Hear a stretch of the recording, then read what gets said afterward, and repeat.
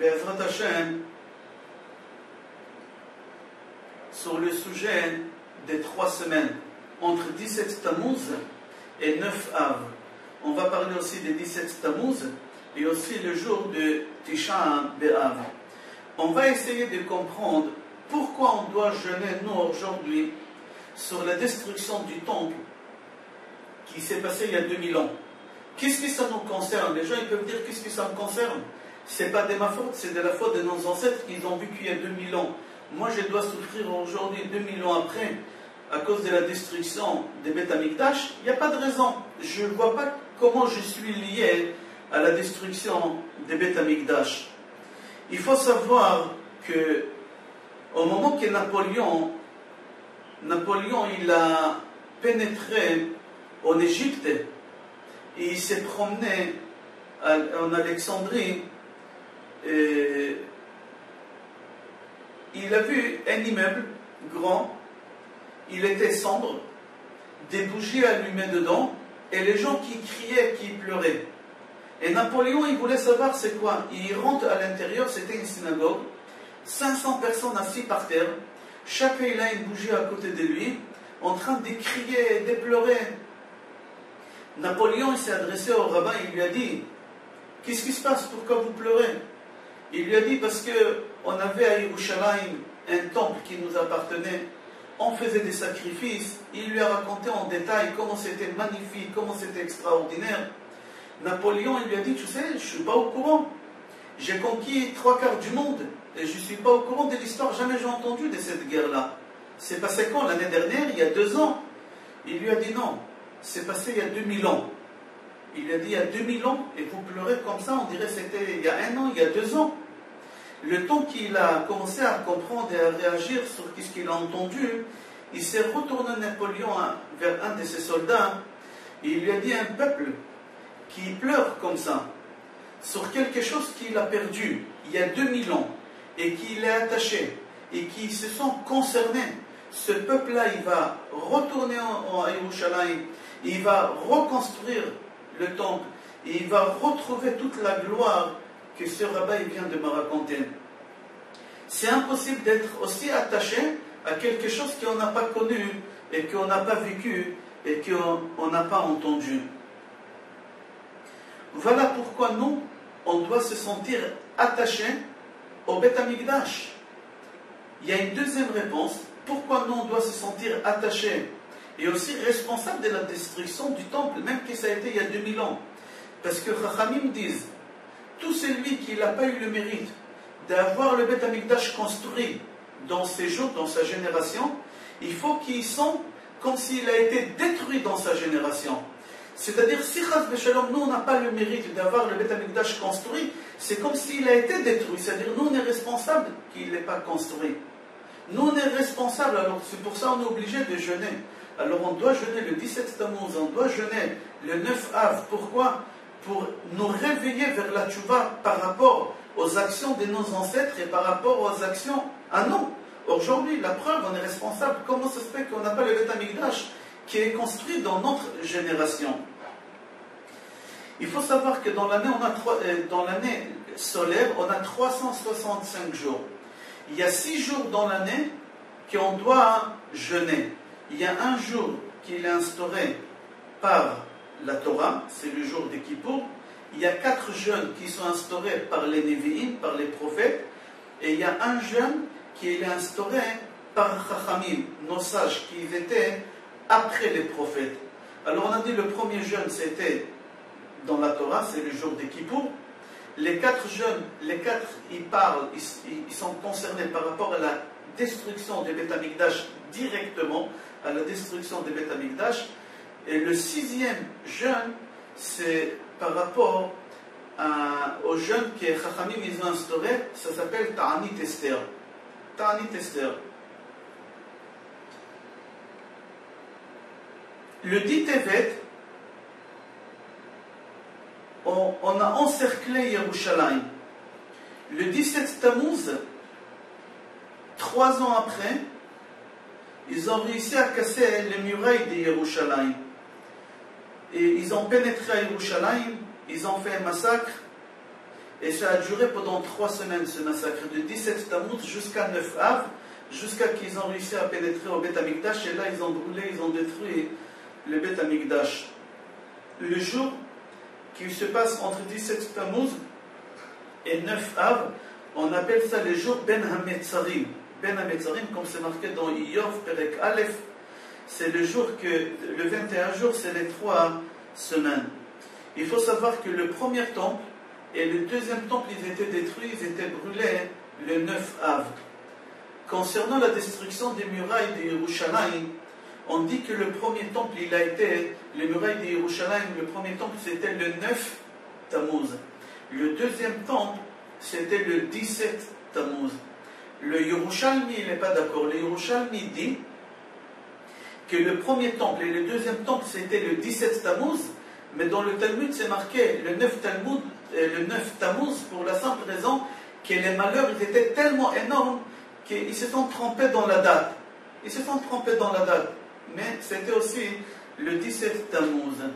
Il faut savoir que ces 21 jours entre 17 Tammuz et 9 Av, c'est le jour où il y a le mal qui domine dans le monde. Il y a un shed qui s'appelle Ketev Merari, qui a cette puissance, d'accord, à dominer dans le monde, et c'est pour ça qu'on évite de faire des choses qui sont dangereuses. Que ce soit collectivement ou individuellement, c'est dangereux de faire des choses qu'il faut mieux éviter de les faire. Par exemple, quelqu'un doit passer au tribunal, alors il faut éviter de passer. Quelqu'un doit acheter quelque chose, il faut éviter. Quelqu'un doit voyager, on n'a pas le droit de faire toutes ces choses-là, c'est déconseillé. On a dit aussi que tellement le mal y domine dans ce monde, pendant cette date-là, que beaucoup de malheurs, le peuple juif, la communauté juive, ils ont eu dans le monde pendant cette date-là. Même le roi d'Espagne, au moment qu'il a décrété que les juifs d'Espagne ils doivent quitter l'Espagne, il a choisi une date civile comme ça. Au moment qu'on vérifie la date de l'exil d'Espagne, ça tombe le 9 Av.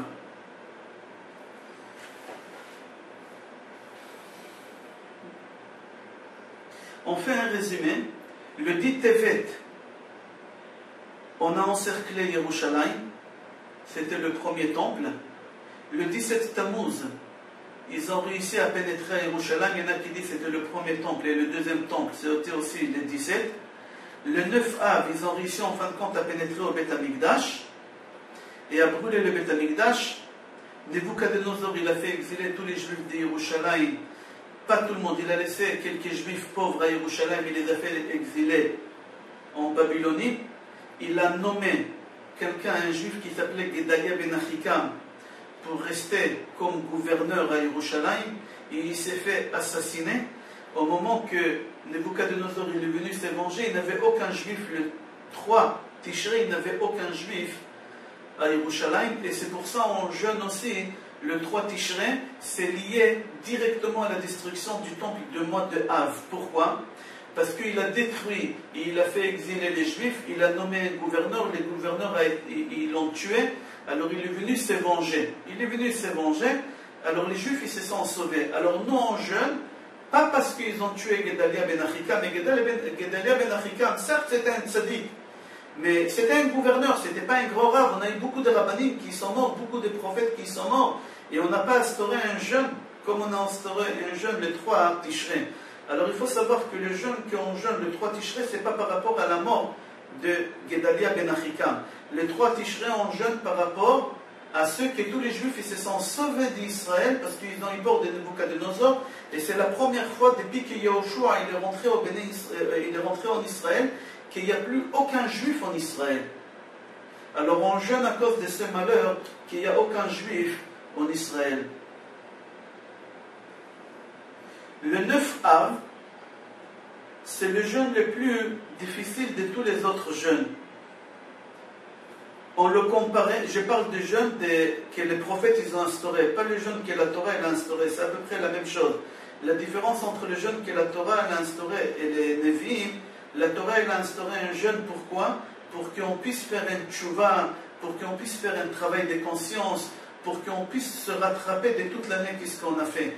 Le 9 Av, les prophètes ils ont instauré pour tous les malheurs qu'on a eus.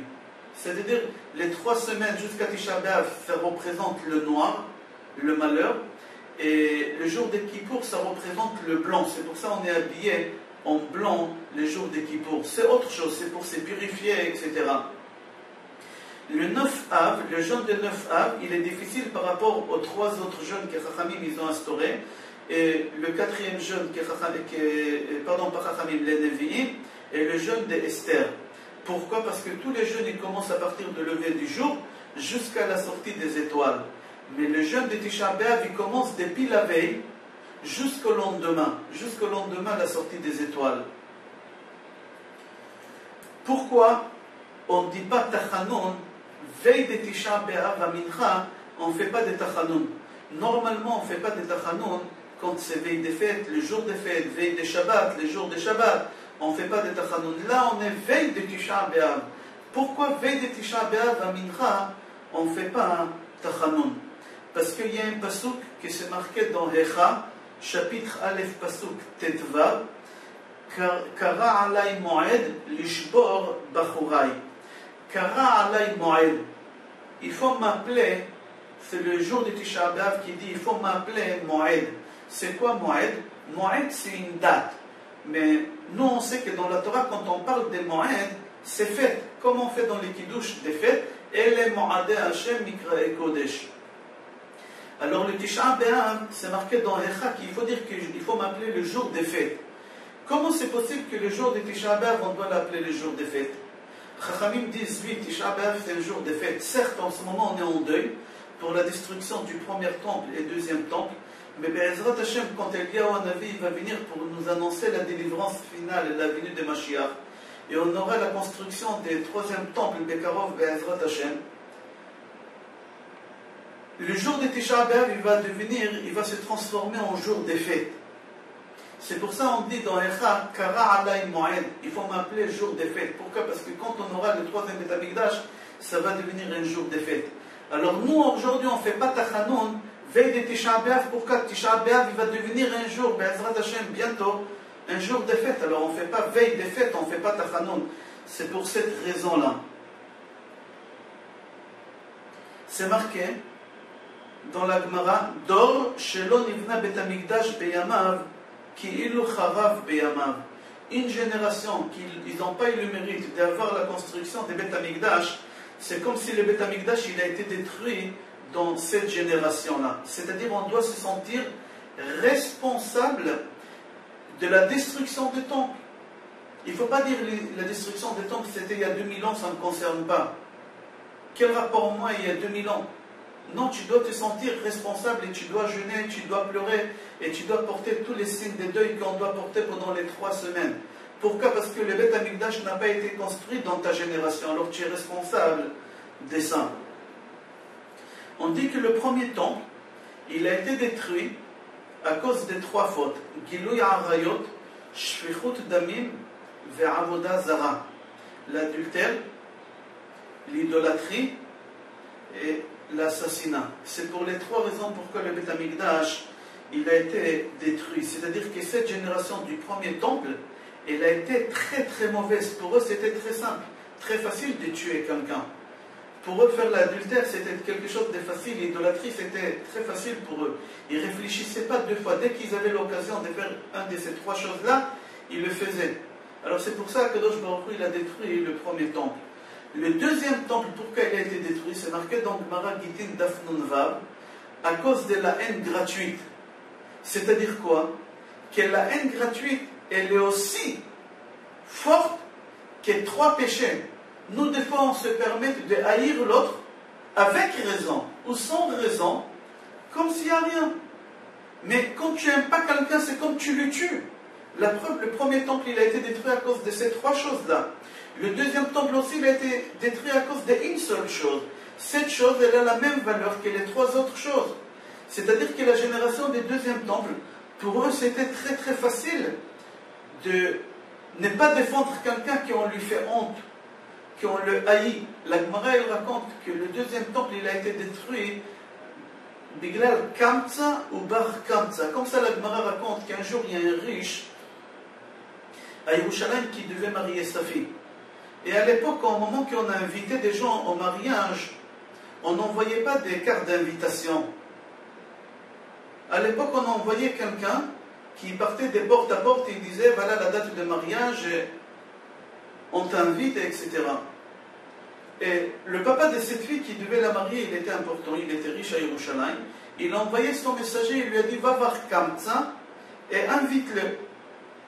Et le messager s'est trompé, au lieu d'aller voir Kamtsa, il est parti voir le fils de Kamtsa, Bar Kamtsa, il est parti voir son fils.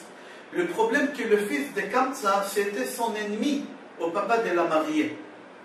Ok, il l'a invité, et lui, il arrive au mariage, il a cru qu'il veut faire la paix avec lui, qu'il veut rattraper. Il a ramené avec lui son enveloppe, et il s'assoit. Et au moment que tous les invités ils étaient assis, le papa de la mariée, il repère son ennemi. Et il va le voir et lui dit, qu'est-ce que tu fais là? Sors. Il lui dit, mais on m'a invité. Il a dit, non, il s'est trompé, c'est ton père que je voulais inviter. Toi, tu sors tout de suite. Il a dit, ne me fais pas la honte devant tout le monde. Laisse-moi, je te paye mon plat. Non, non, je ne veux pas de ton argent, tu sors. Je te paye un quart de mariage. Il n'a pas voulu la moitié de mariage, il n'a pas voulu, la discussion elle était longue, je te paye tout le mariage. L'orchestre, les photographes, tout. Je veux rien savoir, tu sors dehors. Il a fait sortir devant tout le monde. Et ce bonhomme-là, Bar Kamtsa, le fils de Kamtsa, il était assis à côté de la table d'honneur. Derrière lui, qui était assis? Tous les chachamim, ils étaient assis là-bas. C'est-à-dire qu'ils ont vu toute cette histoire-là. Aucun rave, il s'est levé pour le défendre, tu lui fais honte devant tout le monde. Laisse-le, tu n'as pas le droit de faire honte. Personne n'a bougé.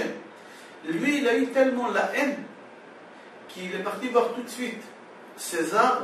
Il lui a dit, il a balancé les juifs, comme on dit, il a rapporté sur les juifs beaucoup de choses. Et il n'a pas cru. Mais il lui a dit, voilà, je te ramène la preuve. Les juifs, ils acceptent les sacrifices des non-juifs. C'est-à-dire, au Beth Amikdash, on avait le droit d'accepter Korban Toda. Un gars, il a envie de faire un sacrifice au Beth Amikdash. On appelait ça le sacrifice de remerciement. On avait le droit d'accepter. Si l'animal, il était cachère, il n'avait aucun défaut, on avait le droit d'accepter. Il a dit au César, regarde, prends un animal, choisis un mouton, et donne-le au Kohanim pour lui faire un sacrifice, ils vont le refuser. Ils ne t'aiment pas. Ils vont accepter de tous les non-juifs, mais toi non. Il a dit, je ne te crois pas. Il a dit, donne-moi et tu vas voir. Il lui a donné. Et lui, qu'est-ce qu'il a fait, ces juifs-là? Bar Kamtsa, il savait qu'il y a un animal qui a un défaut dans le corps. On n'a pas le droit de le ramener au Beth Amikdash. On n'a pas le droit de faire des sacrifices. La Gemara dit qu'il a pris un couteau et il lui a ouvert la lèvre. C'est-à-dire que sa bouche, elle était grande, mais elle n'était pas droite. Elle continuait encore par là. Il y en a qui disent que c'était l'œil. Il lui a ouvert l'œil à ce mouton-là. Et après quelques temps que ça a guéri, l'ouverture, elle est restée, mais c'était un défaut. Il l'a ramené au Beth Amikdash, il leur a dit, voilà, bonjour. César, il a demandé de... Les Kohanim, quand ils ont vu ça, ils étaient embêtés. D'un côté, ils ne peuvent pas refuser, c'est un mouton que le César, il a envoyé. Et c'est dangereux s'ils vont refuser. D'un autre côté, il n'est pas caché, ils étaient embêtés, mais ils n'ont pas réfléchi beaucoup, ils ont dit non. Et là, César, il a entendu ça, il est venu sur Yerushalayim, et suite à ça, on a eu la destruction des Beth Amikdash, etc. C'est-à-dire, directement, la destruction des Beth Amikdash, c'était quoi? À cause de la haine gratuite. La haine gratuite, qu'est-ce qu'il y a? Qu'est-ce qu'il y a? D'accord, tu as un problème avec lui. Il y a une raison. C'est pas pour ça que tu dois le haïr. Tu n'as pas le droit de haïr quelqu'un. Il y a une raison, essaye de comprendre la raison, de résoudre ce problème-là. Mais pas haïr, on n'a pas le droit de haïr quelqu'un. C'est-à-dire qu'il avait un sentiment, à l'époque du deuxième temple, d'avoir la haine un vers l'autre. C'était très courant, c'était monnaie courante, à tel point que même les chachamim, ils ont vu ça, personne n'a bougé. Akadosh Baruch Hu, il a dit, si c'est comme ça, on vit avec une chose comme ça, et c'est tout à fait normal, je ne suis pas d'accord. Il a détruit le Beth Amikdash. J'ai le droit de me disputer avec quelqu'un. J'ai raison de me disputer avec quelqu'un. Mais haïr quelqu'un, il n'y a pas de raison pour haïr quelqu'un. Quand je sens que j'ai la haine pour quelqu'un, je dois aller résoudre ce problème pour ne pas arriver à haïr quelqu'un. Mais au moment que j'ai un problème et je laisse traîner, la haine, elle va rentrer. La haine, elle arrive doucement, doucement. Et avoir la haine, c'est strictement interdit d'après la halakha. La Gemara dit que toute l'abondance qu'elle vient dans le monde, c'est grâce au Beth Amikdash. Quand je dis l'abondance dans le monde, c'est pas que pour la communauté juive dans le monde, c'est pour tout le monde, même pour les non-juifs.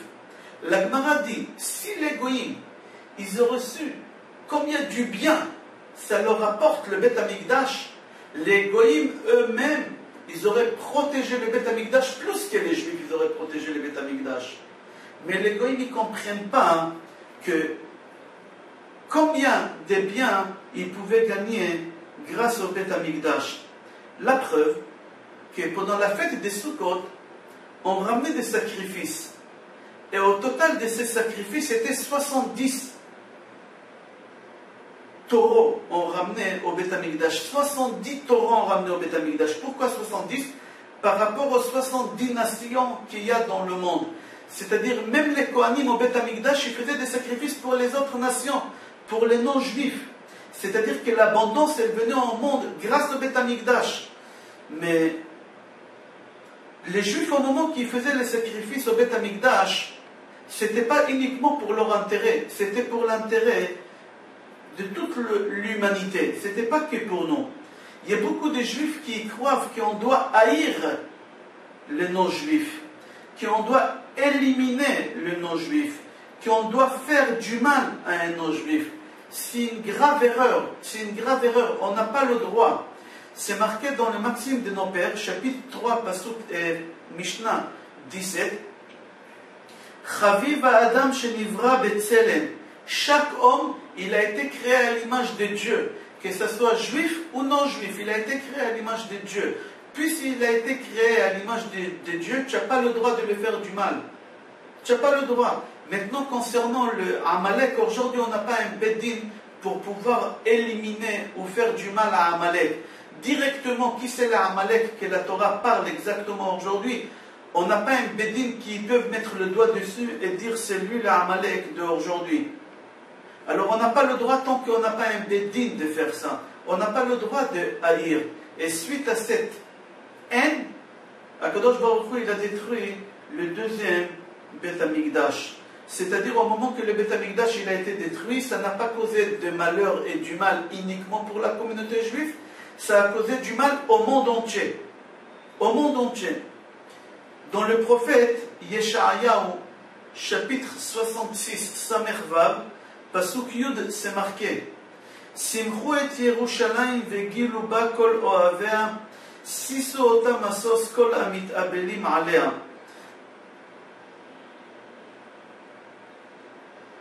D'ici, Chachamim disent que tout celui qui est joyeux pour Yerushalayim, quand toute la communauté elle est joyeuse, il aura une récompense. Et tout celui qui pleure sur la destruction de Yerushalayim, quand tout le monde pleure la destruction de Yerushalayim, il aura le mérite d'avoir dans sa vie la construction de Beth Amikdash. C'est marqué dans Gemara Ta'anit, page Lamed, tout celui qui pleure sur Yerushalayim, au moment que tout le monde pleure, il aura le mérite d'avoir la construction et la joie de la construction de Yerushalayim.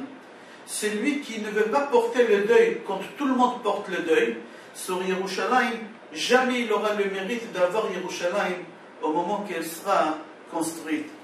Il y a des gens qui voient tous les juifs aller à la synagogue, s'asseoir par terre, pleurer, ne mange pas, ne boit pas pendant 24 heures à cause de la construction de Beth Amikdash. Et lui, il s'est dit, ça ne me concerne pas cette histoire. Ça ne me concerne pas cette histoire. Moi, je vais à la maison, personne ne me voit, je mange, je regarde, je lis ce que je veux lire, je ne sens pas le temps passer, je m'assois sur le fauteuil, je n'ai même pas besoin de m'asseoir par terre, je dors sur le lit, je n'ai pas besoin de dormir par terre. Qui me voit? Certes, personne ne te voit. Mais c'est marqué dans le prophète qu'Akadosh Baruch Hu te voit. Et si tu sens le malheur de la destruction de Beth Amikdash, tu auras le mérite d'avoir la construction de Beth Amikdash. Le Zohar Akadosh dit qu'un jour, il y a un couple qui s'était marié pendant 10 ans. Ils ne pouvaient pas avoir des enfants. Ils ne pouvaient pas avoir des enfants. ils ont décidé d'aller voir Rabbi Shimon Bar Yochai et lui demander de les divorcer. Rabbi Shimon Bar Yochai leur a dit, je suis d'accord de vous faire divorcer, mais j'ai une condition. Quoi? Je veux que vous allez faire le divorce comme vous avez fait le mariage. Vous avez pris une salle, vous avez pris un traiteur, vous avez pris un orchestre, vous avez pris un photographe, vous avez envoyé des cartes d'invitation. Je veux exactement la même chose. Mais seulement dans la carte d'invitation, au lieu de marquer Kol Sasson ve Kol Simcha, il faut marquer que c'est pour une guette. Et au moment que vous allez faire tout ça, le divorce exactement comme le mariage, je vais vous divorcer. Le mari, il a dit d'accord. Il a envoyé des cartes d'invitation, il a pris un traiteur, il a tout fait. Au moment de commencer la soirée pour faire le divorce, il a dit à sa femme, regarde, je vais fêter ce divorce-là avec mes amis, je vais boire beaucoup, je vais être sous. Alors je n'aurai pas les idées très claires. Je te préviens, tu as le droit de prendre une seule chose de la maison que tu aimes le plus au monde, je t'autorise à la prendre avec toi et tu vas chez tes parents et c'est fini. Et il lui a dit d'accord. Et la femme, elle fait un signe au barman de faire un cocktail à son mari. Toutes sortes d'alcool. Et elle a fait boire, boire, et son mari ne s'est pas rendu compte, il était sous. Au moment qu'il ne comprenait plus rien du tout, elle a demandé à un serveur de prendre son mari et de le ramener chez ses parents à elle. Et ils l'ont mis dans un lit là-bas. Le matin, le mari se réveille avec une main de tête. Il dit à sa femme, où je suis? Il dit, bah, tu ne reconnais pas, tu es chez mes parents. Et il dit, mais pourquoi chez tes parents? On a divorcé.